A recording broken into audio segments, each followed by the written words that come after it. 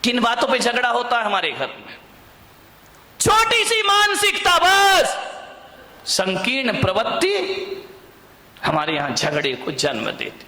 हकीकत बताऊं, जीवन में 90% झगड़े फिजूल के हैं। देखना, कोई सिर पैर नहीं उन बातों का, कोई दम नहीं, कोई सेंस नहीं उन बातों में। जिन बातों में आदमी झगड़ पड़ता है, लड़ लेता है, मारपीट शुरू हो जाती है, दुश्मनी का संद ठिकरों के लिए आदमी लड़ता है। मान्यवर, आप यदि क्रोध करने के बाद यदि शांत हो जाएं और एकांत में बैठकर सोचें, यार मैंने जो झगड़ा किया है ये लड़ने जैसी बात थी या नहीं थी, तो 90% बातें ऐसी हैं जिनका कोई वजूद नहीं हुआ करता है, उसमें आदमी झगड़ा कर लिया करता है। थोड़ी सी गलतफहमी आ गई, आदमी झगड़ा कर लेता है। थोड़ी सी शंका आ गई, आदमी झगड़ा कर लिया करता है। फिजूल की बातों में झगड़ा है। मेरा एक जगह चातुर्मास हो रहा था और चातुर्मास में संत निवास के बाजू में एक बहुत बड़ा मकान था। सुबह सुबह हम लोग पाठ कर रहे हैं, भगवान का भजन कर रहे हैं, झगड़े की आवाज आने लगी। अरे मैंने कहा भाई ये झगड़ा कौन कर रहा सुबह सुबह? मेरे साथ लड़के थे, मैंने कहा जरा देखो किसी ने टीवी चालू कर दिया है क्या?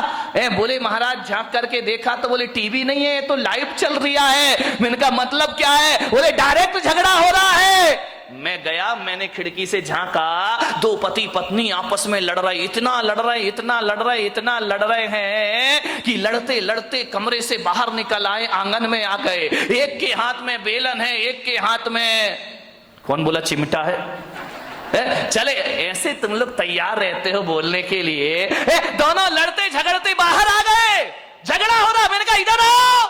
अरे बोले महाराज, मुझे देखा, झगड़े में थोड़ा सा ब्रेक लग गया। अरे बोले महाराज देख रहे हैं। मैंने कहा इधर आओ, ये सुबह सुबह भगवान के भजन करने का टाइम है, प्रभु के स्मरण करने का टाइम है, वो तुम सुबह सुबह पति पत्नी आपस में झगड़ा कर रहे, कोई तरीका है जिंदगी जीने का? अरे बोले महाराज हो गया, झगड़ा हो गया। मैंने कहा किस बात का झगड़ा है मुझे बताओ, मैं फैसला करूं। बोले महाराज फैसले वाले का कोई बात ही नहीं है। तो मैंने कहा लड़काए को रहे हो? बोले महाराज जब पूछ रहे हो तो हम बताते हैं, झगड़ा हमारा 12 बजे रात से चल रहा है। अरे मैंने कहा कमाल कर दिया, पति पत्नी दोनों हैं, 12 बजे रात से झगड़ा चल रहा। मैंने कहा किस बात का झगड़ा चल रहा है? बोले कुछ नहीं महाराज, आज नींद नहीं आ रही थी हम दोनों को। तो बोले क्या करे? बोले टीवी भी नहीं चल रही, लाइट भी नहीं थी। तो मैंने कहा क्या किया तुमने? बोले बस लेटा लेटा मेरे मुंह से इतना निकल गया कि मैं अपने बेटे को डॉक्टर बनाऊंगा। पत्नी ने सुना, खबरदार तुम्हारा बेटा डॉक्टर नहीं बनेगा, तुम्हारा बेटा इंजीनियर बनेगा।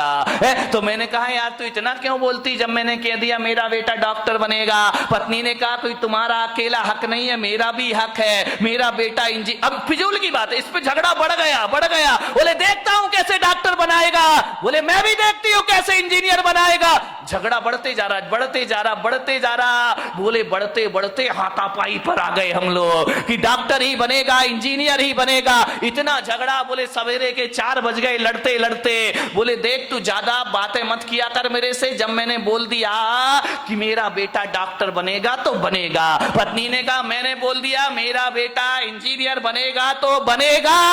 रात भर झगड़े। मैंने कहा एक बात बताओ, तुम दोनों आपस में लड़ रहे हो, झगड़ रहे हो, एक बार बच्चे की मर्जी भी पूछ लो कि तुझे क्या बनना है। बच्चे से पूछना ही नहीं है, दोनों लड़े जा रहे हैं, ये बिना सिर पैर के झगड़े। मैंने कहा बच्चे को बुलाओ बच्चे को, उससे पूछो कि तुझे क्या बनना है। पति ने पत्नी को देखा, पत्नी ने पति को देखा। अरे मैंने कहा बच्चे को बुला के लाओ ना। बोले बच्चा तो अभी पैदा ही नहीं हुआ है। तेरे की आदमी, बच्चा यदि पैदा हुआ तो डॉक्टर बनाएंगे। फिजूल की बातों का झगड़ा है, ये कोई झगड़ने की बात है? सास बहू में झगड़ा हो गया।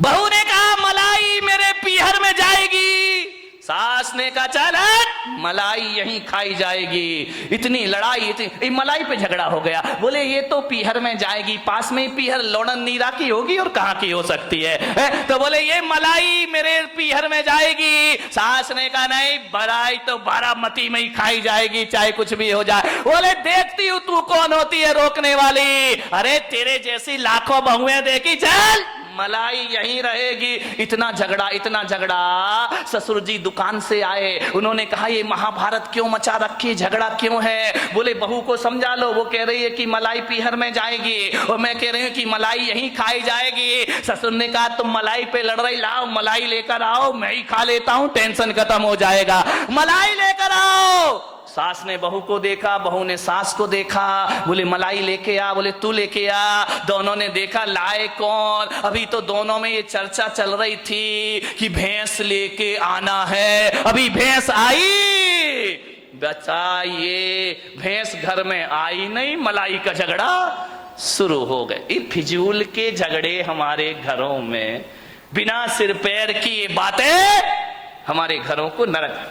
इतनी सी महिलाओं का तो पूछो ही मत क्या है, यहाँ की नहीं बम्बई वाली महिलाएं जो है, इतना गड़बड़ मामला है, इतना गड़बड़ मामला। अब छोटी छोटी फिजूल की बातों में झगड़ा हो जाता है। अब गर्मी के दिन थे, जेठ जी घर में आए और घर में आकर के उनने ऐसा कोई बेचारे का इंटेंशन नहीं था, कोई सोच नहीं था, ऐसा उसने विचार नहीं किया। उसके बच्चे भी आए, भाई के बच्चे भी आ गए, बोले बच्चों पास आओ, जल्दी आओ, जल्दी आओ, मैं बाजार से मीठे मीठे आम लेकर के आया हूं तुम्हारे लिए, ये आम खाइए। जेठ जी ने क्या किया, थैले में हाथ डाला, एक आम अपने बच्चे को दे दिया और एक आम अपने छोटे भाई के बच्चे को दे दिया। वहां खड़ी खड़ी देवरानी देख रही है, बहू रानी देख रही है, अच्छा अपने बच्चे को भी आम, मेरे बच्चे को भी आम। लेकिन ये जेठ जी भक्ति तो बहुत पक्षपात है, ये जेठ सही नहीं है। संगति का जीवन में बहुत फर्क पड़ा करता है। एक संत के पास दो तोते थे, एक आदमी उनके यहां बैठने गया संत जी के दर्शन करने। दोनों तोते अलग अलग पिंजरे में बंद थे। अब जैसे ही पहुंचे तो एक तोता बोला, आइए, राम राम, स्वागत है आपका, स्वागतम, आइए बैठिए। आदमी को बड़ा अच्छा लगा कि यार तोता कितना मीठा बोल रहा है। जय जिनेन्द्र, राम राम, आइए भाई साहब बैठिए, अतिथि देवो भव, आपका स्वागत है, आपका सम्मान है। इतना सुकून मिला उसको। वो मुड़ा थोड़ा सा दूसरे तोते की तरफ, दूसरा तोते ने इतनी गालियां बकी है, मारो, काटो, पीटो, पकड़ो, लूटो। अरे उसने कहा कि संत जी क्या मामला है, एक तोता गालियों पे गालियां बक रहा है और एक तोता आइए स्वागतम बड़ा मीठा शब्द बोल रहा है। संत ने कहा मैंने इन तोतों से कुछ जिंदगी का पाठ पढ़ा है। बोले क्या पाठ पढ़ा है?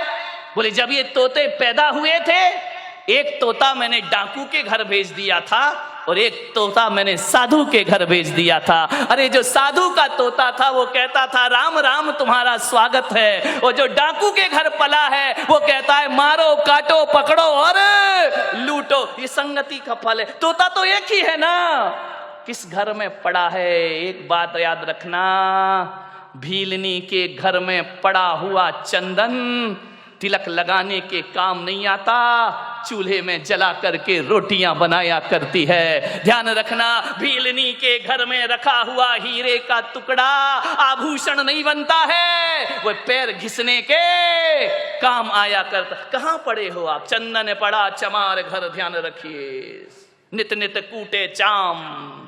चंदन कहां जाना चाहिए?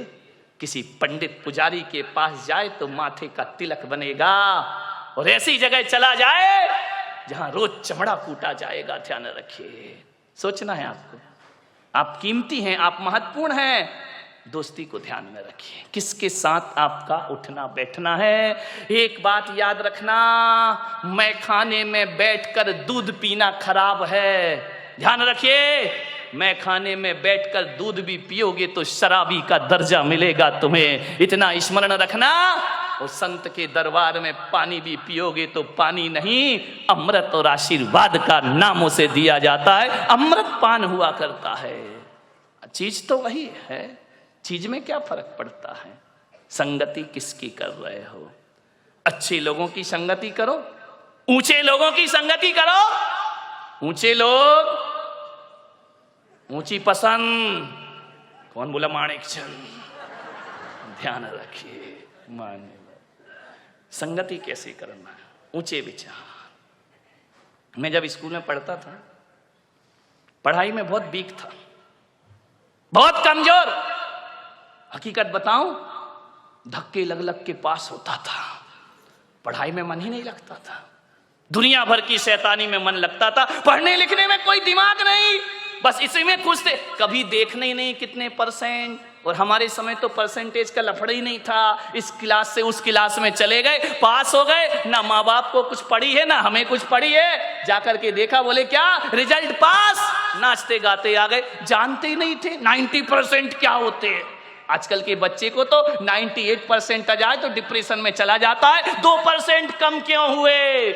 हम लोग तो कोई लफड़ा ही नहीं था, आ गए, पास हो गए, निकल गए, बैठ गए अगली क्लास में, कोई परसेंटेज की बात नहीं थी। कई बार तो 5 नंबर का ग्रेस भी लग के अगली क्लास में बिठा दिया जाता था। मान्यवर सोचिए, बड़ी पढ़ाई बड़ी मजेदार थी, फेल भी हो गए तो कोई टेंशन नहीं।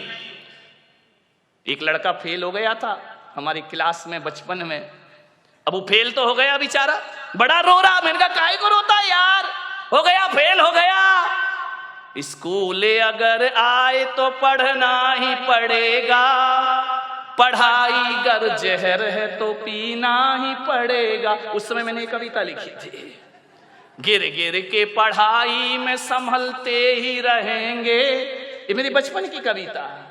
गिर गिर के पढ़ाई में संभलते ही रहेंगे, गर फेल भी हो जाए तो पढ़ते ही रहेंगे, जिसने किया फेल वही पास करेगा, पढ़ाई अगर जहर तो पीना ही पड़ेगा। हाँ, कितने खुश हो गए, देखो ऐसी बातें इतनी जल्दी आ जाती हैं। अरे जो फेल कर रहा वही पास करेगा, टेंशन काहे को ले रहा है, अभी नहीं करेगा अगले साल करेगा। आज की पढ़ाई बिल्कुल अलग हो गई है। ध्यान, मैं पढ़ता था, पीछे की लाइन में बैठता था, मेरे नंबर कम आते थे। मेरे एक शिक्षक थे, आज मुझे स्मरण में आ रहे हैं, डी भारत, क्रिश्चियन थे, वो मुझे बहुत प्यार करते थे बचपन में, वृद्ध थे, रिटायर्ड होने के बाद भी वो स्कूल पढ़ाते थे कि मैं सरकार की पेंशन जो मिलती है ना, ये फ्री में नहीं खाऊंगा, जब तक हाथ पैर चल रहे हैं स्कूल रोज आऊंगा। ऐसे वह शिक्षक थे। उन्होंने एक दिन मुझे बुलाया कि इधर आओ, तुम देखने में तो बड़े अच्छे हो, उस समय तो मैं अच्छा ही था, क्यों अभी गड़बड़ लग रहा हूं क्या, ध्यान रखिए। उन्होंने कहा इधर आओ, तुम पढ़ते लिखते क्यों नहीं हो। मैंने कहा पढ़ता तो दिमाग में कुछ नहीं चढ़ता है। बोले नहीं चढ़ेगा, मालूम है मेरी संगति खराब थी, गलत लोगों के साथ पीछे की सीट में बैठता था, मस्ती करना, टीचर पढ़ा रहा है एक दूसरे की छेड़छाड़ करना, टीचरों के नाम रखना उल्टे सीधे। अब स्कूलों में तो यही होता है, और क्या करोगे। उनको चिढ़ाना, उनकी नकल करना, वो चले गए तो ब्लैक बोर्ड में उनका चित्र बनाना, चित्र बना रहे सर का बन गया बंदर का, बड़ी आफत होती थी। उन्होंने कहा इधर आओ, देखने में बड़े अच्छे हो लेकिन काम तुम्हारे बहुत गड़बड़ है, पढ़ाई में आगे बढ़ो। मैंने कहा मैं नहीं लगता मन, स्कूल क्यों आते हो, माँ बाप भेजते हैं, आना तो मैं बिल्कुल नहीं चाहता हूं, लेकिन अब भेजते हैं तो भेजते, मैं करूं क्या।